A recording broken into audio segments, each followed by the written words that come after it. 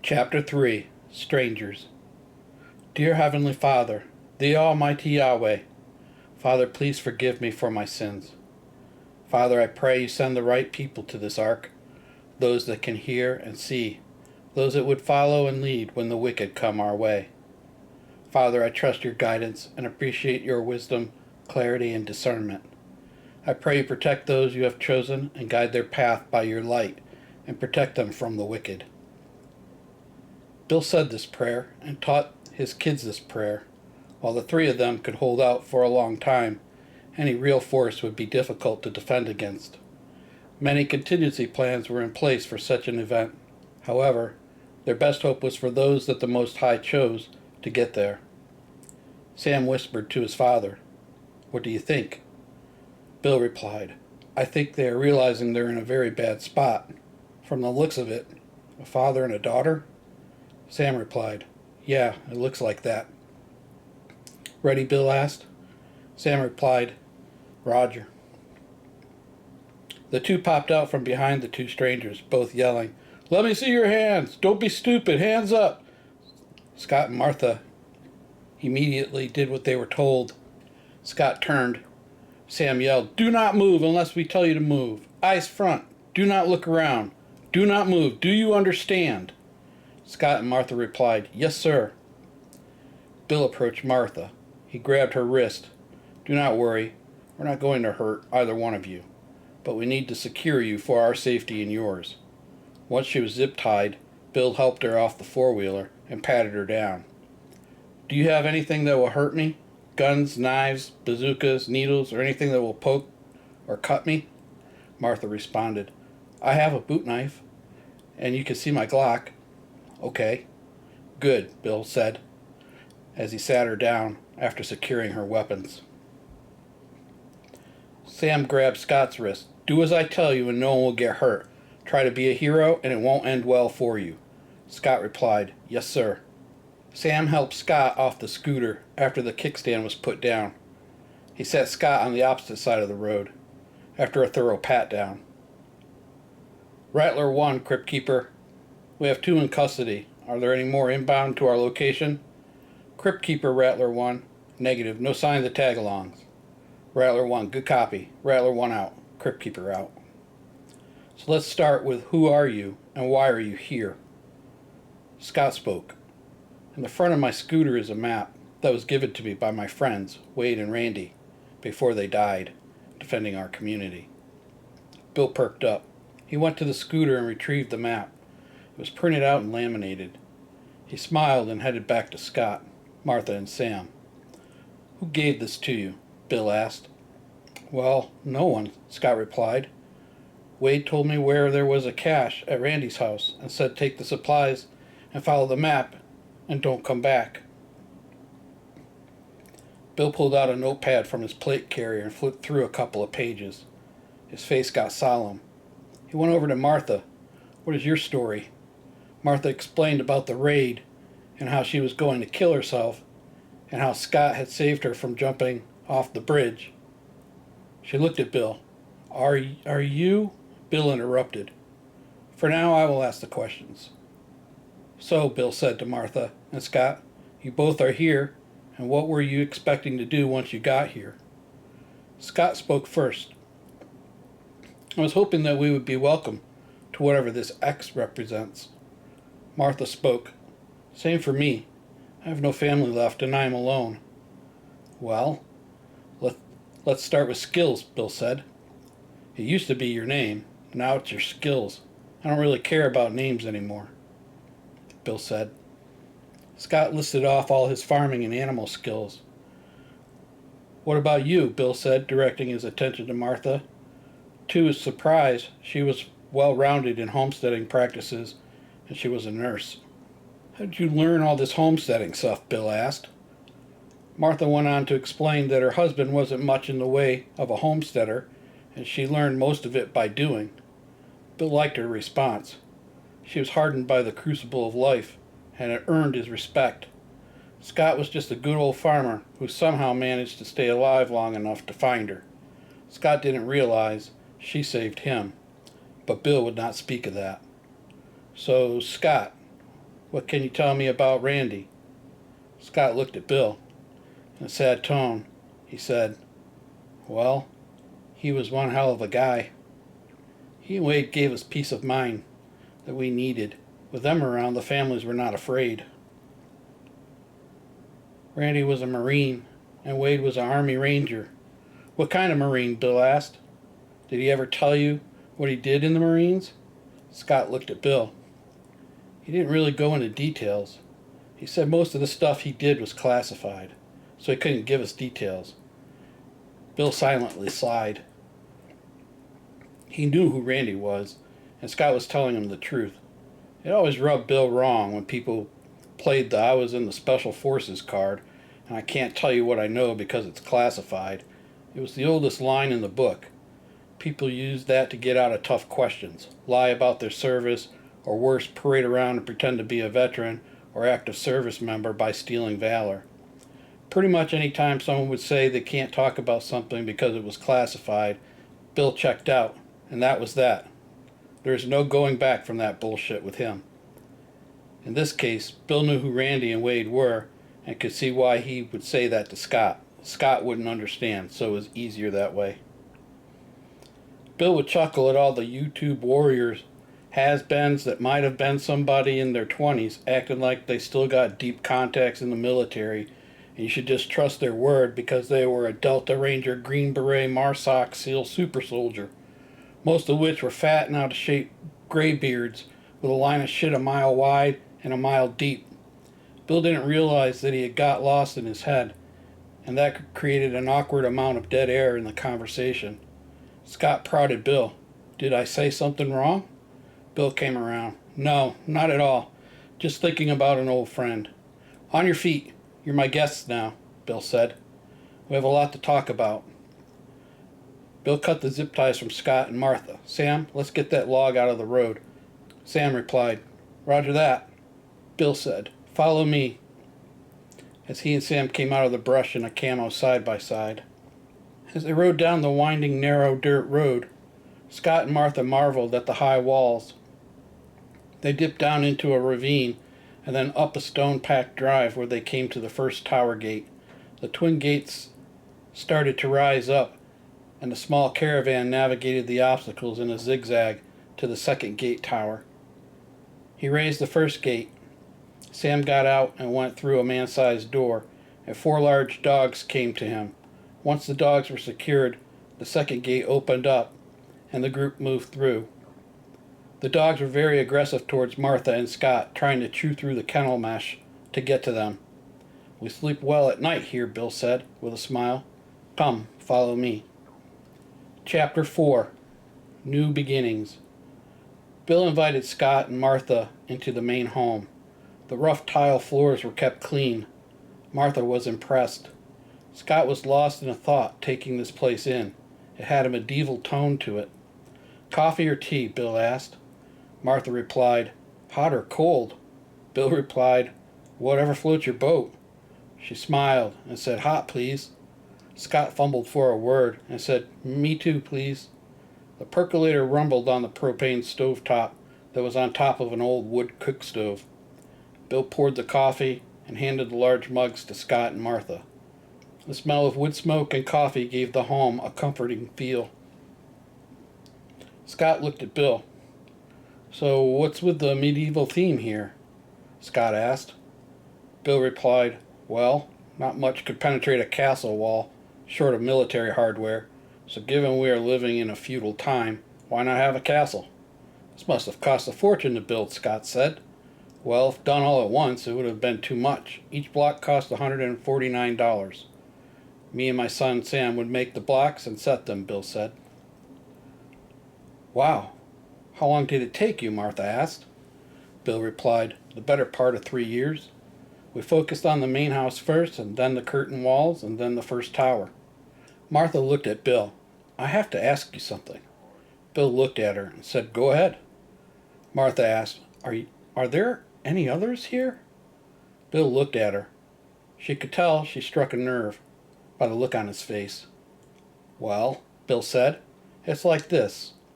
Many years ago, I tried to get a solid group together. For sake of conversation, we will call it a learning session. Many people have a lot of ideas on how this was going to go down. They did all the, he held up his hands in air quotes, things, but few really understood the labor or cost of doing the things. I was blessed with a great job and was able to get all the stuff that I felt would give us the best chance to survive just about anything. I helped everyone that was part of this. Let's just say most people left with more than they came with. It was a costly learning curve. After that, we just did it ourselves. It was my calling to build this ark, and I left it to the Most High to guide the right people here. Well, congratulations, you're the first two, Bill said. Scott and Martha both smiled. Bill spoke. I must warn you right now, this is not a resort or some type of holiday destination. This place requires constant hard work to maintain it and keep it running, so the price of admission is your hard work for a safe place to live. Over the next several months we will train you and get you set up. For now, you can stay in the guest rooms. The radio crackled. Crypt Keeper, Rattler 1?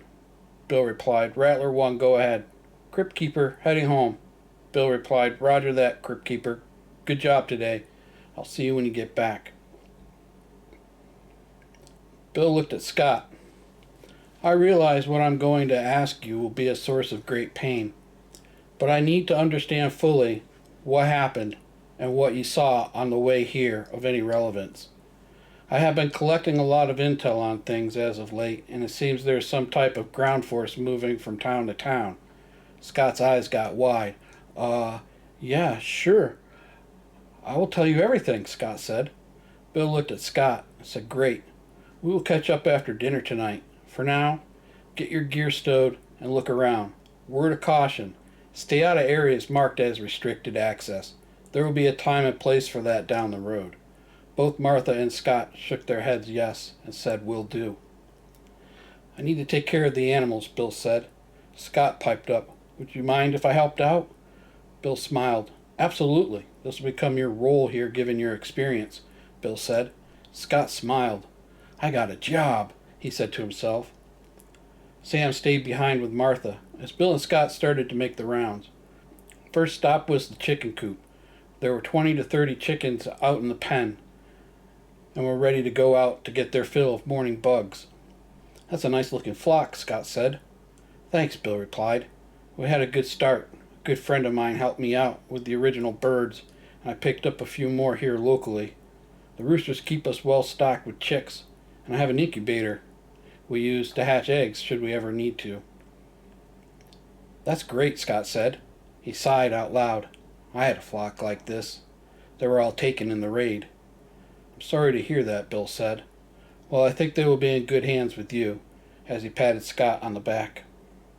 Bill opened a galvanized trash can and filled up his 1-gallon bucket with cracked corn. Cracked corn? Scott exclaimed. Bill smiled. Yeah, we make it ourselves. Nice, Scott said. Do you have a mill? Bill chuckled. Sort of. I'm actually running low. I will show you how we do this after lunch. Scott smiled. This is right up my alley, Scott said. The clank of an iron gate made the iconic sound, and the noise of a chain being pulled through it clinked through the quiet morning. A young girl with a German shepherd started up the hill. Bill told Scott, That's my daughter, and that's my old friend Odin. Shelby approached and was about 8 feet away with Odin on his leash.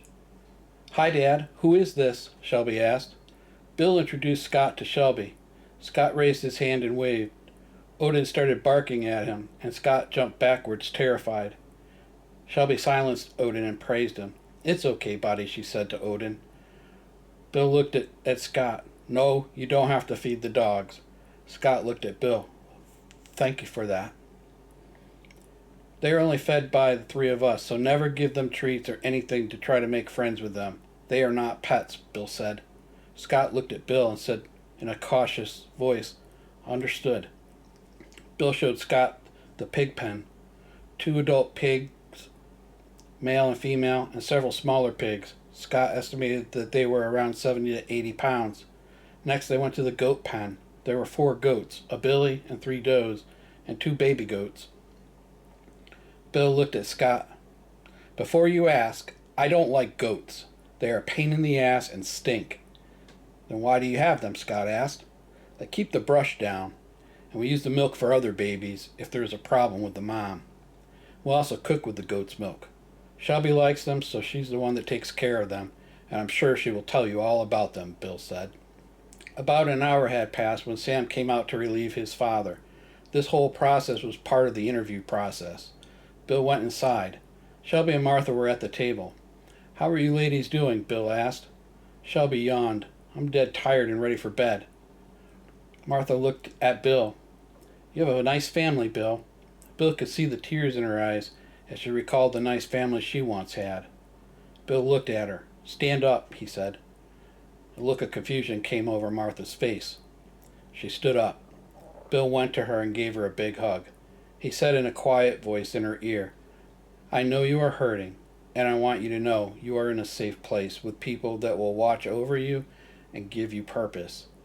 If you ever need to talk, I will listen. Martha broke down and sobbed. Shelby came over and put her arms around them. I got this, Dad, Shelby said. Bill nodded and backed away. He went to the tower and looked out over the large field. A farmer and a nurse just entered his life. He thanked the Most High for the blessing and prayed for more to arrive safely. Bill made his way back to the cookhouse. As he walked into the large outdoor kitchen dining hall, he saw Shelby and Martha hugging. As he walked in, Martha looked at him with a smile and said, I'm good now. Bill smiled and said, I'm glad. So you're a nurse, huh? Martha smiled and said, I am. Good, Bill said. Care to take a walk with me? She grabbed her mug and said, let's go. Bill took her to a 26-foot-long RV. He started to unlock the door and said, this is your new office. As they entered, Martha stopped and gasped. The entire camper had been gutted and turned into a medical facility. It was neat and orderly. Drawers were labeled and stocked. He pointed to a box marked Scrubs. There were various sizes and colors. I have all the basic stuff, Bill said. Martha replied, this is fantastic. So you're going to have to go through all this and check it. I set it up the way you like. There's a bunk area for your patients. He looked around.